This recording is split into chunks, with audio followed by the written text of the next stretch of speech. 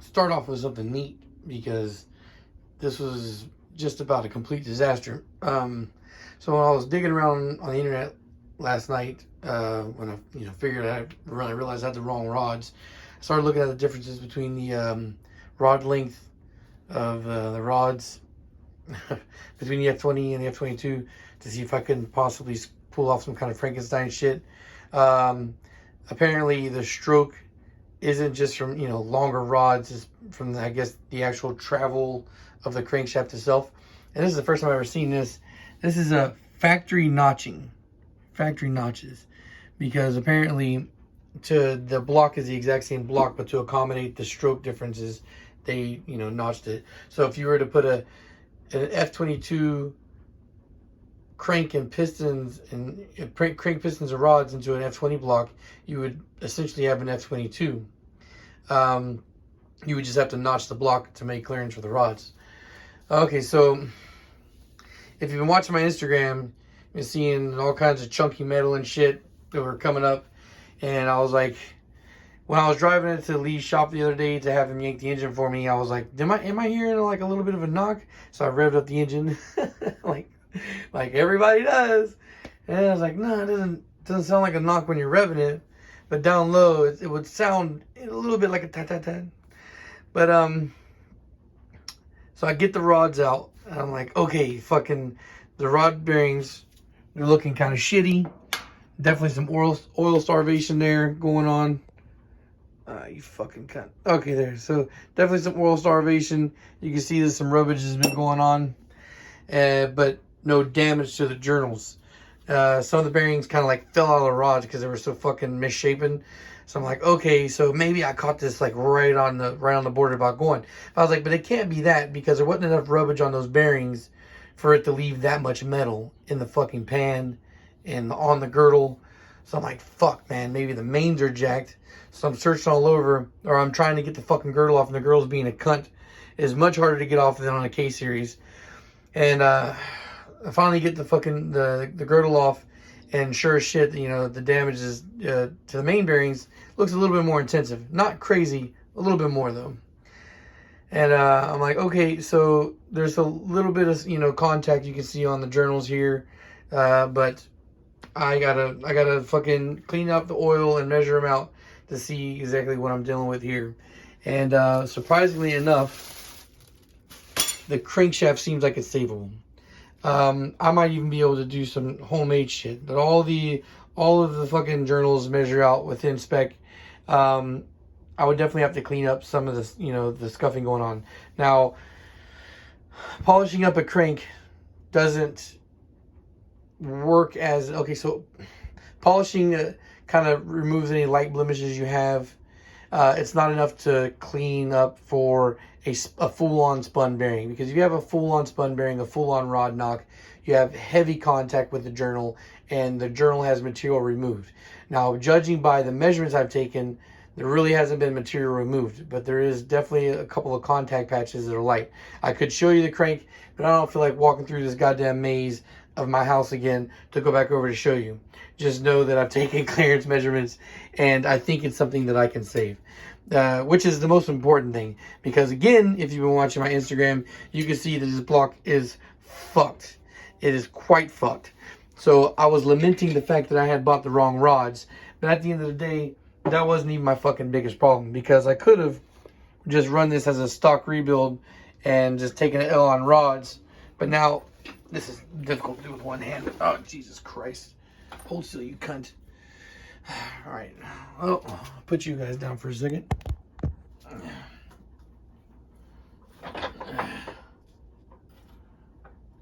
Yeah.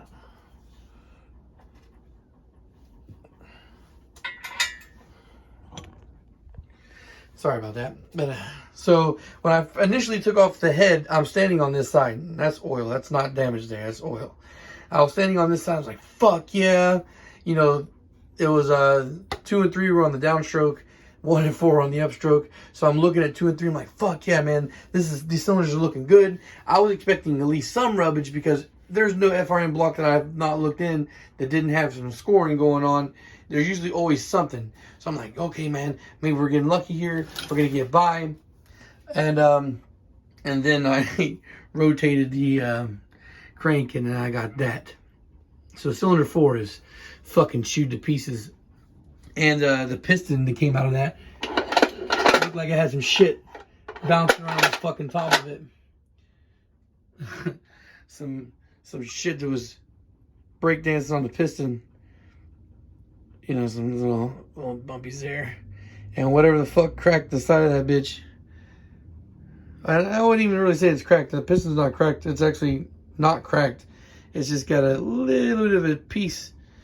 Just got a little nick of damage there because something got inside that cylinder, and was bouncing around. Like, I was half expecting fucking blown piston rings, but then again, at the same time, I'm like, well, that can't be the case because the car wasn't fucking smoking. And I haven't seen a goddamn car with blown rings that isn't chugging like a freight train.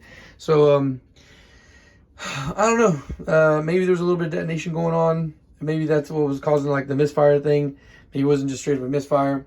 Something had got in there. As a matter of fact, I think the cylinder head, the fucking valves for this cylinder are a little gunked up. But overall, I kind of gave a once over for the cylinder head. I just kind of leaned it forward, looked for some, give a naked eye check for some cracks. I didn't see any, but it seems like the cylinder head's fine. It's just the cylinders that are jacked up. Like, so with this kind of damage, this is what I was expecting 100%, was that kind of shit. And if it were that kind of shit, I was just gonna send it. But that one, that's too much. That's way too much. I'm not gonna fucking go through the whole hassle of a rebuild, spend the money for the labor to have this goddamn engine pulled and put back in, just for it to be smoking as soon as I put power to this thing. So then that leads me down to my options. Like, what the fuck am I gonna do? Am I gonna buy another block? Am I gonna buy an F20C bare block and maybe do the rotating assembly swap? I sent out an email to Jeff up at CSS. I guess I'm gonna be talking to his wife Breda, but so I'm not 100% sure if they can bore and hone just the FRM as is. But they do offer, and I've mentioned this before in the H22 videos, they do offer a dry cast iron insert or dry aligners, because they're like, hey, if you want to put forged pistons in this block, then you need to do this. It's like $850 for the labor, but it's the inserts, and then it's like full machine work. So it's, it's pretty good price, because it's like they charge $350 for bore hone, deck, and jet wash, and then so I guess it'd be like $500 something for the liner inserts. That seems pretty fair to me. But I guess, like I said, I guess it comes down to how much the cost of it is going to be by a bare block versus having that done. I mean, if what I would like to do is just bore and hone and then get pistons. But then again, I guess that even in the end, that's going to cost me around $500 or $600 regardless, shipping the block out.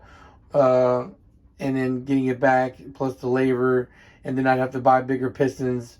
So I don't think that there's any way I'm going to duck out. This is going to be a $600 fucking work, or a $600 job regardless of what I do. I don't know, man, guys. It's funny. Like, when I was first taking this shit apart, and I was kind of bummed out. And then especially when I saw that cylinder, I was pretty fucking bummed out. But by the time I got to the point where seeing that the crank was savable, I'm like, okay, this block's not complete trash. This is definitely salvageable. We can actually do something here. But then, like, it comes down to like how much time I want to take on it, because again, VHP is not making money, so everything I'm doing for this block is coming out of pocket. So the longer I take to do machine work, order parts, all that shit, the longer my S2000 is sitting without an engine in the front of my house, the more likely chances are that code enforcement eventually is going to snag me. Plus, I don't like the fact that I have the S2000 out there where it's, vulnerable. Now, again, no engine in the cars aren't running, so it wouldn't be easy to steal unless they just snatch the fucking shell, which I guess is still possible. But, then there's the potential of somebody cutting open the fucking soft top and all that. So that's the whole reason why I wanted this to be a quick turnaround, because I wanted to get this back where the car's mobile again, where I could park it safely, cover it up, all that good stuff. And now I'm kind of vulnerable. And and I don't have bucket loads of money right now to just throw at this to fix my problem. So I'm fucking done. It's like 8 o'clock in the morning. I've been working all night, you know, because it's a single cam, finishing that long block, and I'm beat the fuck up. I gotta stand in the shower for a little while and think about what the fuck exactly I'm gonna do. But hopefully I'll have an update again for you guys sometime soon, because I don't want to sit on this too long. I mean, I do have, I guess, somewhat of emergency funds where I can dip into if I need to get this going on. I guess I really just need a plan of attack. I need to make a plan to commit to something to see exactly what I want to do. But I feel somewhat comfortable saying that by the end of next month, this problem will have been sorted. I guess that the only way it would take longer than a month is if, you know, I do send out the block to get the machine work done. If I do that, then I gotta wait for turnaround time, which is a month. But I do have somebody I could talk to see if possibly they can do this locally in Orlando, because I did have a trip planned the week after next.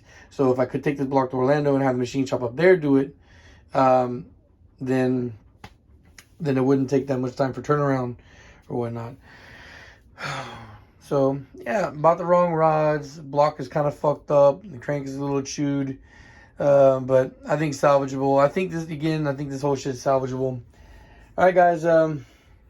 Thanks for watching. I guess social media links will be in the description down below. If you guys have got any questions regarding anything to do with engines or Hondas or whatever, ask them in the comments below. If you DM me just questions, it's not business related, a good chance, an extremely high 99.9% chance that I'm going to ignore you and not answer you. So yeah, if you got any questions, leave them down there. And peace.